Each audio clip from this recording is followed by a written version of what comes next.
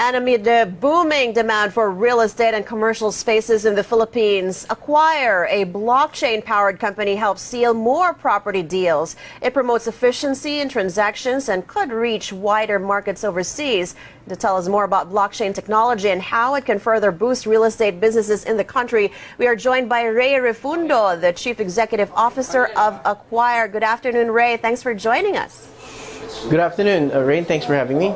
Now, I've always wondered why we can't buy real estate properties with our credit card here, but now with blockchain technology, we can use digital currency for such high-ticket properties or purchases. Aqwire, a blockchain-powered multi-listing platform helping brokers and property developers sell their units to foreign buyers. Tell us how the take-up has been so far from both the institutional level and the retail end.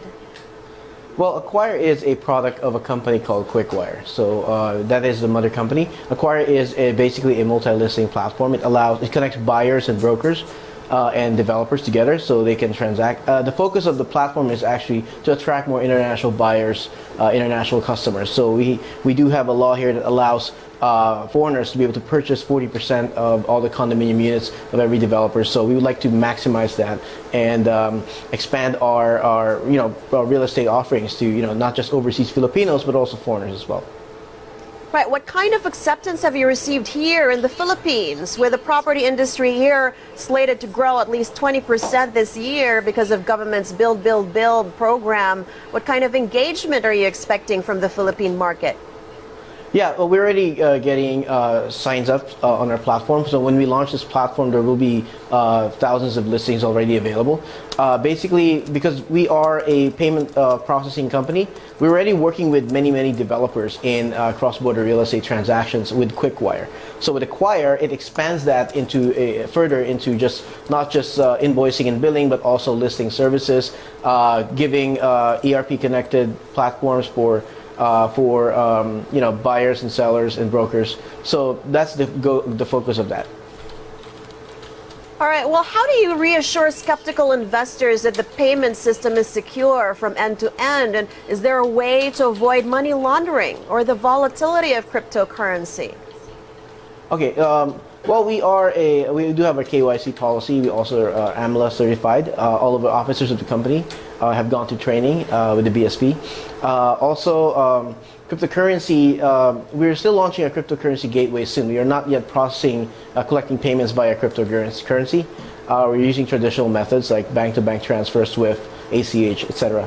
So the best way to do this is to secure blockchain transaction is you create other layers in the platform. You do a KYC via blockchain, which we're also launching at the same time to validate every customer and also validate the developers as well on the blockchain.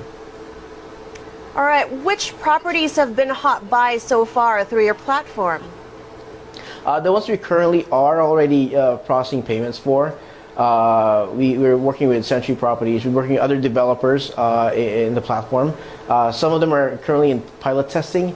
And we'll be launching very soon. We recently closed around five more developers early this year, so we're launching them as well. It takes time before engagement to actually launching the platform. About 3 to 6 months of work before we can actually launch every new client. So our sales cycle is actually pretty long.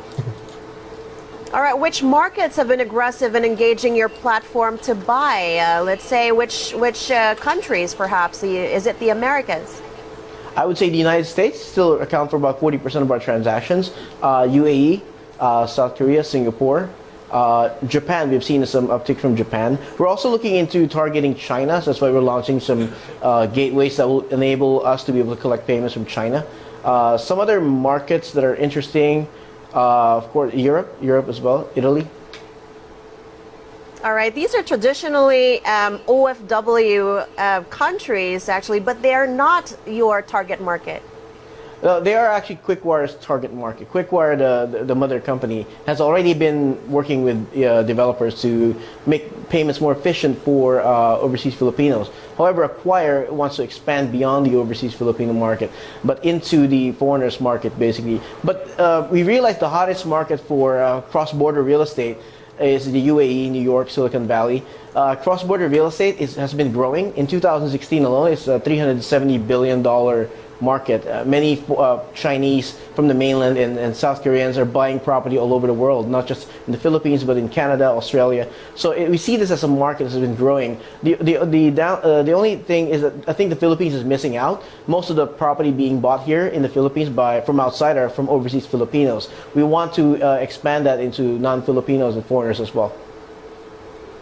All right, in your first round of funding, you got $500,000. Now with your IPO, you're aiming for $9 million. What are the growth prospects and which direction are you headed with Aqwire?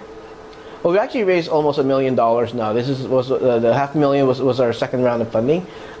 We have been looking into actually doing something called an ICO, not an IPO. Sorry, we're launching a coin. It's called Key on Aqwire.io, the website. And we're using that coin to create a community, an ecosystem for the platform itself, for Aqwire. So developers and brokers and buyers can use that coin to be able to, engage and transact on the platform. All right, lots of great potential right there for Aqwire. We do wish you the best of luck. Refundo, Chief Executive Officer of Aqwire. Thank you again for joining us on Market Edge today.